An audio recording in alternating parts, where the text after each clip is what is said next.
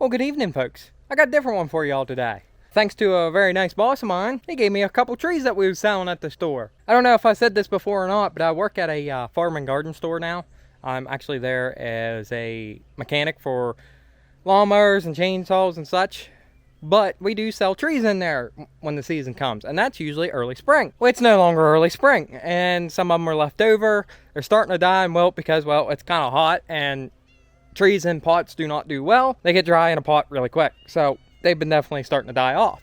Anyways, there for a while we had peach trees, chestnut trees, and mulberry trees. I definitely expressed interest to him in getting a couple mulberry trees off of them, but unfortunately most of them sold. But he did keep me one, and it's the guy in the center right there, little mulberry tree. I don't know if you all have eaten mulberries before, but I absolutely love mulberries, and they are also a good food source for the wildlife. He gave me this mulberry tree a couple days ago. As you can see, it definitely had some wilting to it. It was getting a little dry. I've been trying to keep it watered. It has actually livened up in the past couple days compared to what it was before. Pretty sure it will live. I hope so. But today, he gave me these two chestnut trees. It is a Dunstan breed, which, if I understand that correctly, is a crossbreed between an American and a Chinese. Of course, there's all the information about it, if I can block the sun so you can read it. And I'm going to plant these today, because they're also kind of struggling too. They need in the ground and they need water. Why I'm bringing this up, well, quite frankly, I have a big interest in trees and forestry and that kind of sort of stuff. Hence why I try to do a little bit of tree servicing on the side. I enjoy taking care of trees, even though most of my job is cutting them down.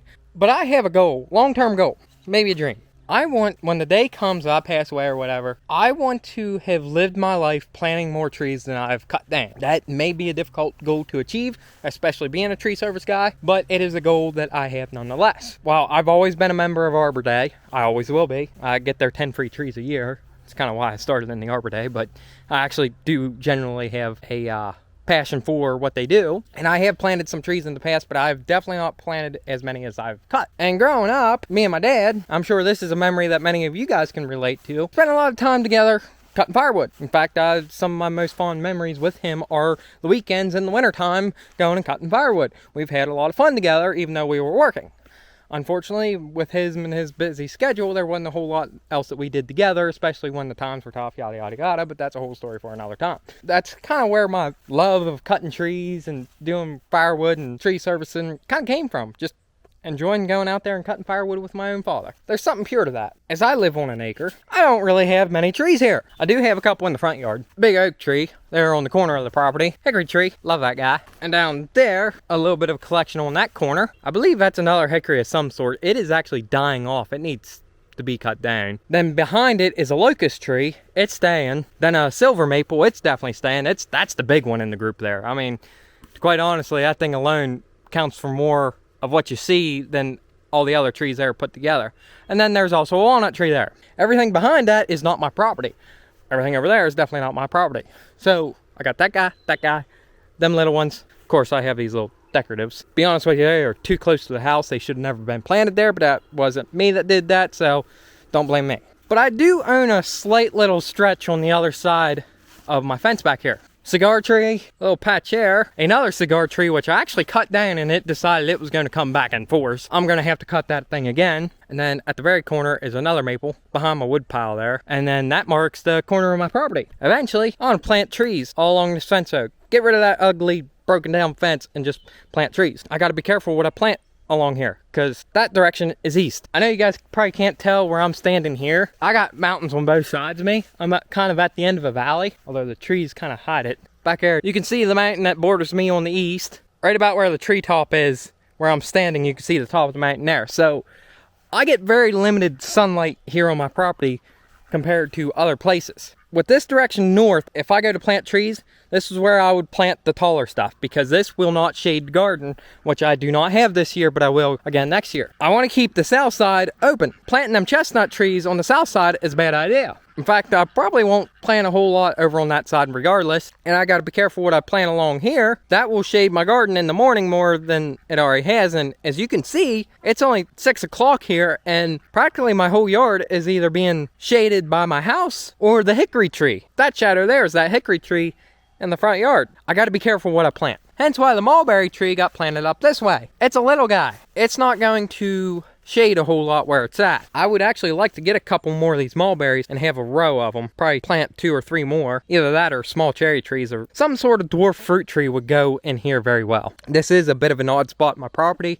I don't like mowing it, so if I can plant trees in here to where I only got to mow it maybe once every other week, that'd be awesome. But these guys, I can't plant here because of how tall they are, and on top of that, when you're planting trees, you got to really think about the root system. I'm safe with the mulberry, barely. It is about 20 foot, maybe not even quite that. I think I measured it about 18 foot from my house to there, and it's basically 20 to my garage. This is important. The most common misconception is that they make a root system similar to how they look above ground, and that's false. It's got to get about 20 foot tall, maybe have a 15-foot canopy. Its root system might be 20 to 30 foot. With it being 20 foot from any building, it shouldn't cause too much of an issue because at that point in time, no big roots are really growing out there. So its main root mass will be in this area right here. Because since I'm near the bottom of the valley here, just right down there is the low point in this valley, because that's the creek and it's uphill from there, and it's also uphill from there. So I get a lot of water down through my property. I remember last year when I had my melon patch there, it was almost complete swamp where I tilled it up. But you two settle down.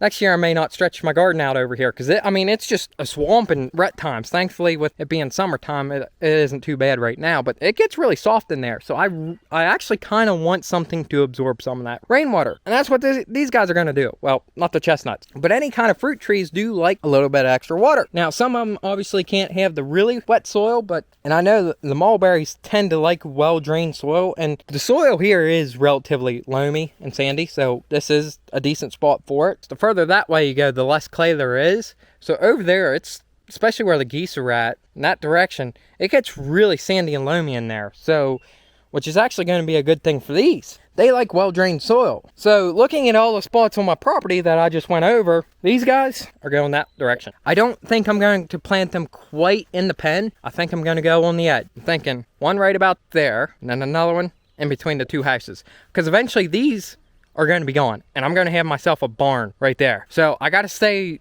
far enough away that the roots shouldn't affect the foundation of that, but come down this way with them about 20 foot, and that should be all right. So right here at the corner of the house, I think that's a perfect spot. And if I come another 20 foot, give it a little mark.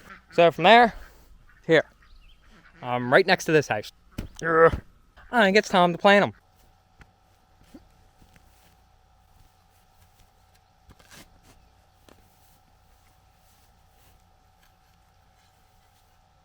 Now, for a little disclaimer, I am no expert when it comes to planting trees. I've just planted a few in the past, maybe more than a few, but I do not consider myself an expert enough to give tips. The only thing I can think of to say is just read the directions. Most of these trees that come in these pots will have directions on them. While most trees are pretty similar in the way you plant them, typically, especially these root balls or ones in pots like this, dig a hole about 2 times as wide, 2 times as deep as the container. You bust up the roots before you plant it. Not necessarily bust it up, but loosen up the roots and then fill in. A lot of them recommend mulch, and depending on your soil situation, that may be helpful. I don't like doing the mulch because I just have too much water on this property as it is. It's just too wet, and mulch holds in moisture. Wherever you may, whatever species of tree you're planting, that may be a good thing. For me, I actually kind of don't need that as much because my soil holds in the moisture good enough as it is, and there's just so much of it. When I do plant them, I try to bust up the ends of the hole a little bit to kind of loosen it up. That way it kind of encourages the root growth to spread to the side. Let's get it in the hole. Here's where it's kind of tricky to get the root ball out without destroying it. Wow, that is really dry.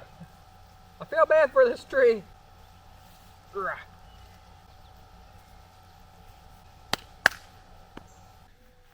And that's one done. Time for the next one.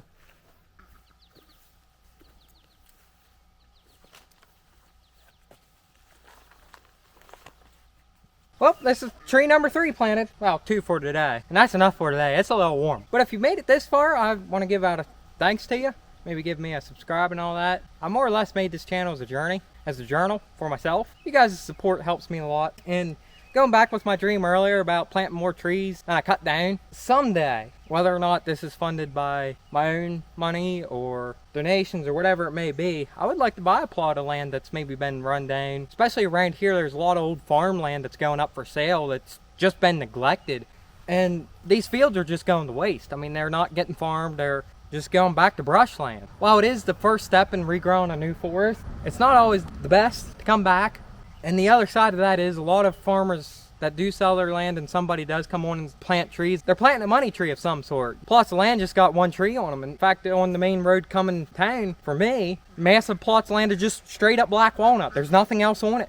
That's not good. Someday, I would like to get a plot of land, actually regrow a natural forest and tend it to myself. It's kind of like my own little project. And if I ever do get famous on YouTube or whatever, I may take donations from Patreon or something to fund that. And if there's enough interest, I will open one up, but that probably won't be for a while. And I don't want to sit here and be like, oh, give me money, I'll do something right. I'm going to do right regardless. Without money, I can't do this a lot. Opportunities come up, and I'm taking them. Eventually, I would like to have a lot more trees on my property, and if I do, say, open up a Patreon of something of the sort and use the donations to plant some of them trees, that's definitely way in the future. I definitely have that dream of regrowing some of these forests that were in here. I like to bring a little bit of diversity back to this land and take care of it. And I'm not saying cutting trees is bad. I think it's the most sustainable resource we got, and I think it's underutilized, and it's also not properly done in many cases. Thankfully, in the past years, there's been more movements to replant some of the log ground, and I want to make a difference of myself, so I'm going to plant them trees myself. I'll leave it go for this episode.